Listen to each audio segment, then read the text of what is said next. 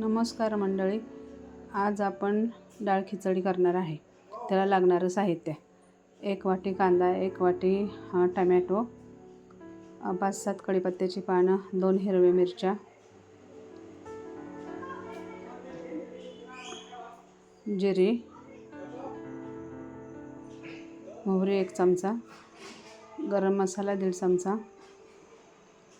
आलं लसूण पेस्ट 1 चमचा आणि लाल मिरची पावडर 1 चमचा।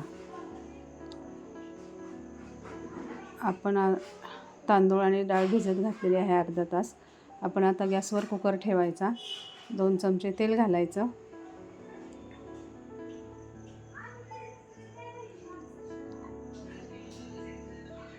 तेल गरम होऊ दिलं, मोहरी घातली, मोहरी चांगली तडतडू दिली, जिरं घातलं,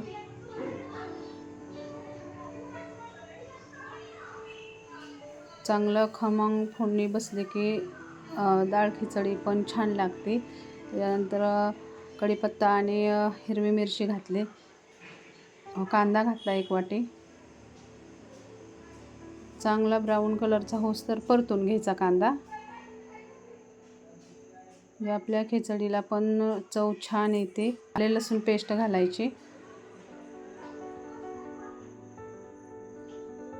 आलं लसूण पेस्ट घातल्यानंतर चांगलं परतून घ्यायचं।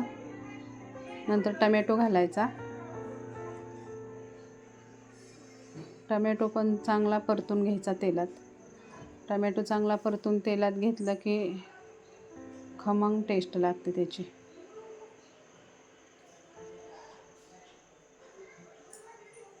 त्यानंतर मीठ घातलं चवीनुसार, हळद घातली,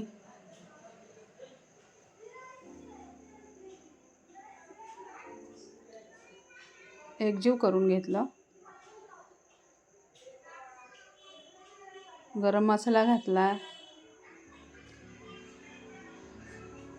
लाल तिखट घातलं आणि चांगलं तेल सुटूस्तर परतून घेतलं। कारण लाल तिखट ह्याच्यासाठी घातलं कारण भाताला खूप छान चव येते, त्याच्यामुळे लाल तिखट घातलं। त्याचं चांगलं परतून घेऊन डाळ आणि तांदूळ भिजत घातलेले टाकले त्याच्यात। गरम पाणी एका साईडला करायला ठेवलंय। थोडंसं गरम पाणी घातलं की छान चव पण येते आणि 2 शिट्ट्या काढून घ्यायच्या कुकरच्या।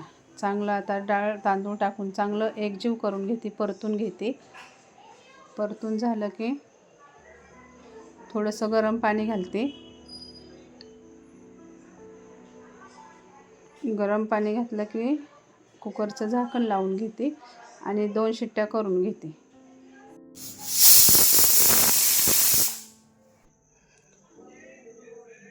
झाली मंडळी आपली डाळ खिचडी तयार। वरून कोथिंबीर टाकते आणि एकजीव करून घेते। सगळी आपली डाळ खिचडी हलवून घेते। या मंडळी आपली डाळ खिचडी खायला गरमागरम।